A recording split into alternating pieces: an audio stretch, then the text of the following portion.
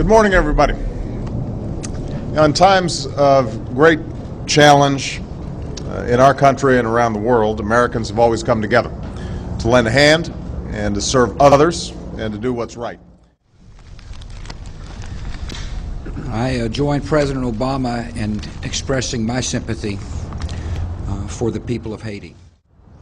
From government personnel who've deployed into the disaster zone to the faith-based groups that have made Haiti a calling. Most effective way for Americans to help the people of Haiti is to contribute money. I know a lot of people want to send blankets or water. Just send your cash.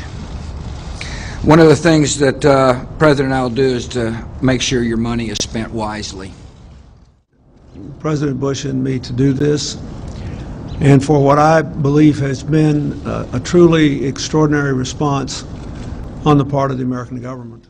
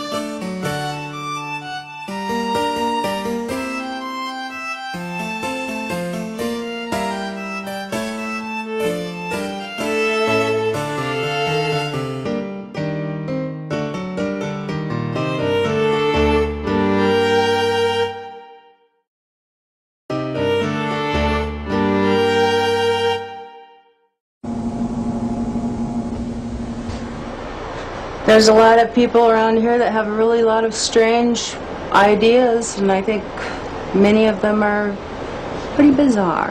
Michelle Angbritson keeps the HAARP computers from freezing up in between visits from the military scientists. Well, do you know, do you understand what they're doing here when the scientists come in? You mean when the scientists come in and shoot the beams up?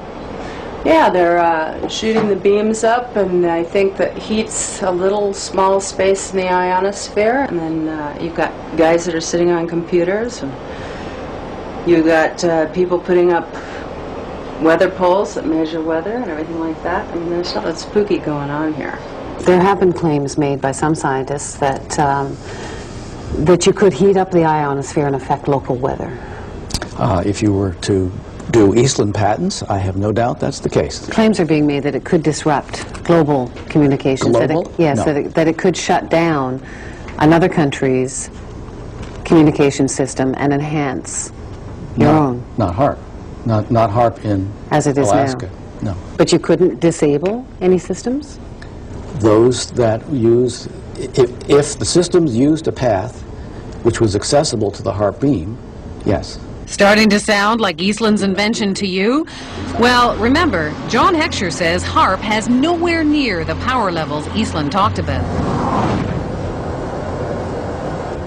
It seems like this entire thing has been a matter of disinformation. Eric Nashlin understands the military. He spent 15 years in the service as a radio engineer. He knows deception. It came to our attention that there was a document, a technical memorandum, I think it was 195 or something like that. And reading right in the front of it, they said that, bottom line, although this is here, it does not constitute publication. It doesn't exist. It basically doesn't exist. So it was kind of like, wow, here's the document that doesn't exist. We're talking several hundred pages of document that, you know, doesn't exist on a project that is completely unclassified and open to the public. We got it through friendly folks in the right spots, but it really lays out, these are notes from a conference that really break down where they were going to use this technology and how this technology was going to be applied. Remember the 100 billion watts debate?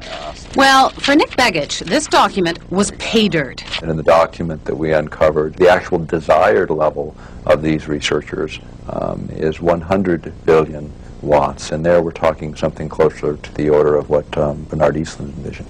You must be familiar with Technical Memorandum 195, which talks about a desired level of 100 billion watts. Which memorandum? Technical Memorandum 195. I'm not familiar with that number. Well, it's about 600 pages, and it's. I mean, you may not acknowledge it because it hasn't been published, but it exists. I've seen it. I don't know what Technical Memorandum 195 is, because I haven't seen it. This is a published document. It's non-released. And it's the word games that John Heckscher plays and the word games the United States military plays, and it's the word games they continue to play, and those are the things that need to end. Zap incoming missiles, disrupt global communications, and engineer the weather. And ready? There's one more. Some people believe the technology being tested here could be used for sinister projects involving humans. Radio waves messing around with people's brain waves.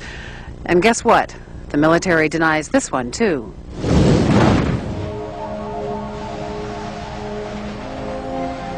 The human mind is subject to being affected by radio frequency energy, and that's what this device is.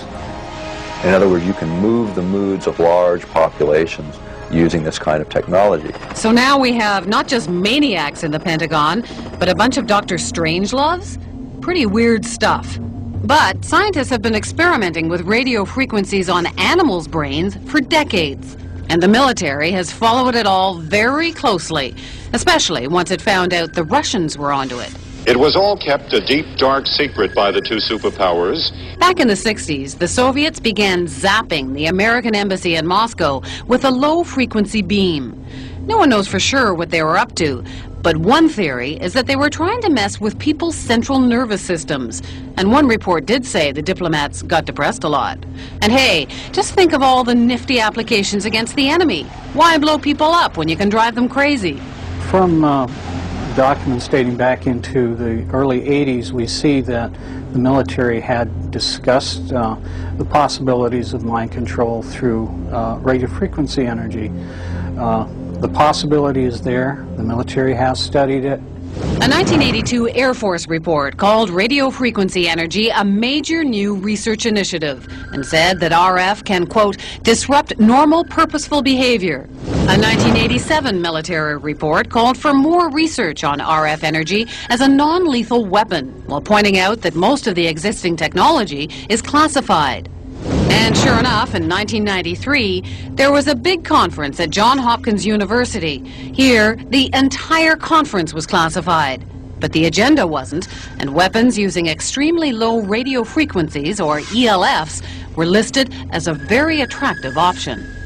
Is it just a coincidence that there's been all of this talk and that HAARP will be experimenting with this? Is that all just coincidence? I believe the ability of ELF to affect the mind is a side issue for us. It may be real. I can't say. It's been exceedingly difficult to find information on what is supposed to be a major new initiative of the military. All we see is HAARP. Well, then I'm being kept in the dark, if that's the case. The question is, you know, could they, would they? And we believe they can, and we believe they will. Somewhere, at some point, all of this technology merges at some level within the Pentagon, and it happens to be in Alaska, and it happens to be now. It isn't just conspiracy theorists who are concerned about HAARP. In January of 1999, the European Union called the project of global concern and passed a resolution calling for more information on its health and environmental risks. Despite those concerns, officials at HAARP insist the project is nothing more sinister than a radio science research facility.